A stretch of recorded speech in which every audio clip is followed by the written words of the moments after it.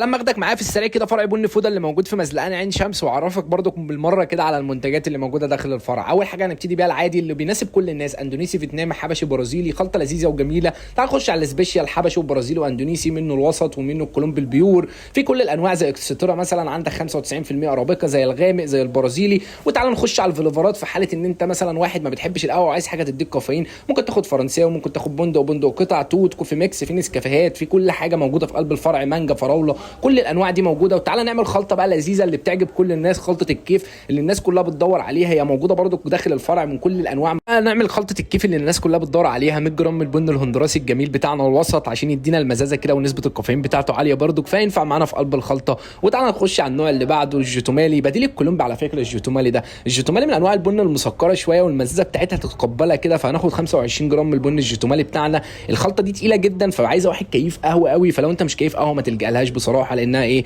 هتحسها تقيله عليك شويه. هناخد كمان معاهم ايه بقى 75 جرام من البن الهند الارابيكا في 3 درجات الوسط بتاعته، هتحس بطعم الشوكليت كده وانت بتشرب القهوه، لان كمان احنا هنضيف مع الهند الارابيكا 50 جرام من البن الكولومبي، ملك الكافيين الكولومبي ده. كولومبي ميزز شويه بس الكافيين بتاعه عالي جدا، وفي نفس الوقت في 3 درجات الوسط بتاعته مزازته بتقل، فهيفرق معانا قوي. تعال نحوج الخلطه ديت، ولو انت عايز تشربها ساده طبعا اشربها ساده براحتك. هناخد 10 جرام من الحبهان، وناخد معاه كمان ايه عودين من الجينسنج كده يدوك طاقه وباور، بعد ما ناخد واحده من جوز الطيب وشويه ورد خفاف وشويه قرنفل. والتحويج عامه اختياري مش اجباري، ممكن تشربها ساده هتعجبك قوي برضك. فهناخد بقى كمان شويه ورد كده خفاف وواحده قرنفل ولا واحدتين قرنفل على عودين 3 من الجينسنج. وهنا انا عملت لك خلطه الكيف من قلب الفرع بتاعنا اللي موجود في عين شمس، اللي عند مزلقان عين شمس فرع بن فوده. الحمد لله احنا دايما بنحاول نوصل لك اعلى جوده موجوده في السوق، علشان دايما تفضل تلاقي ثبات عندنا، كل ما تيجي تلاقي نفس الجوده ونفس الكواليتي موجود في كل الفروع عندنا. ونزل الكلام ده كله في مطحنتك قدام عينك، كل حاجه بتطحن قدام عينك، مفيش حاجه متداريه، تقدر تاخد كل البن في ايدك وتشوف البن قبل ما يطحن قدام عينك، وكل حاجه عندنا مكشوفه قدام الناس،